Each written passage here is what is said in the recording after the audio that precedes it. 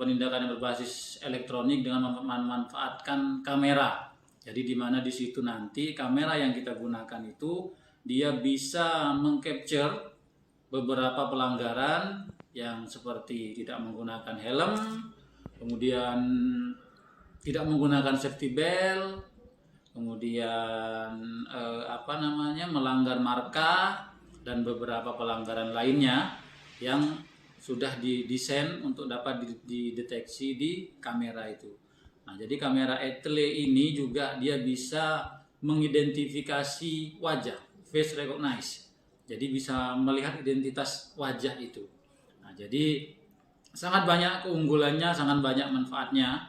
Di mana di sini tujuan utama dari pemasangan kamera ETLE ini adalah untuk meminimalisir adanya pertemuan antara pelanggar dan juga dari anggota Polri.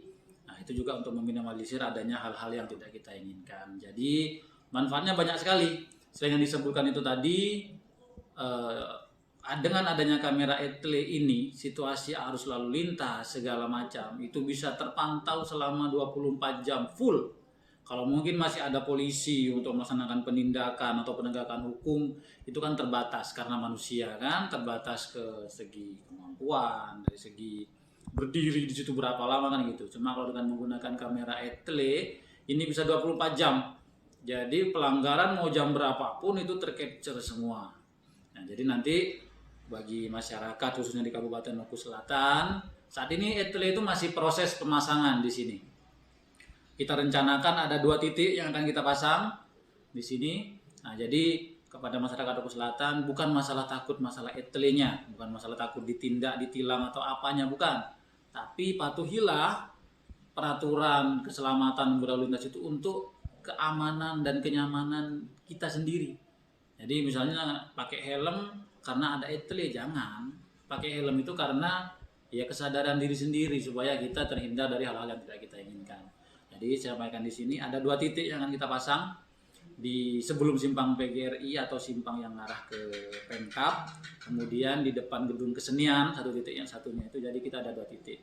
Tidak menutup kemungkinan ke depan akan diperluas lagi untuk titiknya ini yang akan kita pasang, karena dari Bapak Bupati, dari pemerintah setempat juga sangat mendukung sekali kegiatan ini. Nah, jadi inilah salah satu bentuk dari Polri untuk meminimalisir adanya hal-hal yang tidak kita inginkan. Untuk pembayaran sendiri, pembayaran denda tilang atau apa segala macam, jadi mekanismenya setelah ada yang tercapture di kamera itu, nanti akan diproses di back office kita, akan muncul surat di situ, yang mana di surat itu akan terisi capture yang melanggar, tujuan, alamat, identitas segala macam, pasal yang dilanggar dan dendanya segala macam, itu akan dikirim menggunakan kantor pos. Jadi dari kantor pos itu akan dikirim ke alamat pelanggar di situ. Setelah pelanggar ini menerima surat cinta kalau kata orang itu dari pihak kepolisian, dia bisa melakukan verifikasi melalui 2. Yang pertama dia bisa online, nanti ada linknya sendiri.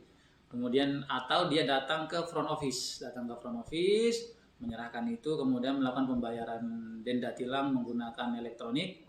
Nah, baik yang sudah, kita kan sebelumnya sudah ada e-tilang tuh, pembayaran denda tilang secara elektronik, bisa menggunakan itu. Setelah dibayar, oke, semua clear. Jadi seperti itu. Kalau memang tidak mau membayar, nah itu akan masuk di data pembayaran pajak tahunan nanti. Jadi akan diakumulasikan di situ untuk denda tilangnya. Jadi lebih bagus ya, kalau ada dapat seperti itu dibayar denda tilangnya seperti itu. Orang yang kita tilang itu Pak? Itu ada batas waktunya. Kemarin itu ada berapa hari gitu, saya cuma kurang ini. Yang pasti ada batas waktunya untuk memverifikasi, kemudian untuk melakukan pembayarannya. Berarti ini diserahkan ke pas waktu pembayaran ini BPKB STNK itu nanti Pak? Pembayaran kalau langsung bayar pajak, langsung bayar denda tilang ya dia akan bayar itu. Kalau memang dia tidak membayar di situ, ketika nanti dia akan membayar pajak tahunan. Nah, jadi di situ. Untuk jenis-jenis yang dikenakan denda atau sanksi bagi pelanggar itu apa? Dan contohnya? Semua bentuk pelanggaran yang ada di jalan. Jadi ini ETLE ini selain yang disebutkan di awal tadi, ada masalah helm, masalah sabuk keselamatan, masalah marka. Nah, ini akan dikembangkan lagi berkaitan dengan yang sering kita dengar sekarang masalah odol. Nah, dimensi dan overload itu. Jadi akan dikembangkan lagi seperti itu. Pak, bagaimana kalau maaf ngomong motor bodong, Pak? Dia tidak diketahui alamatnya dan ini apa? Motornya itu, Pak, platnya palsu atau gimana tuh, Pak? Bisa sih. Jadi di situ kan kita melihat dari plat nomor yang tertera di situ. Nah, jadi dari plat nomor itu kita akan mendapatkan data plat nomor ini punya siapa, akan kita kirimkan ke situ. Nah, orang kalau memang merasa mungkin bukan dia kan pasti akan karena tercatatnya atas nama plat nomor itu. Pasti secara tidak langsung dan mau tidak mau, daripada nama kita yang jelek kan seperti itu kan, mereka akan datang untuk mengkonfirmasi, oh ini Pak bukan saya, ini bukan kendaraan saya, ini apa segala. Nah, disitulah nanti akan kita lakukan penelusuran ini benar atau tidaknya. Nah, kalau memang itu terindikasi masalah kendaraan bodong, ya nanti kita akan melaksanakan langkah-langkah lain di mana yang untuk bisa ya mengamankan kendaraan bodong ini karena dikhawatirkan kan hasil curian atau hasil tindak pidana atau apalah yang lainnya. Jadi seperti itu.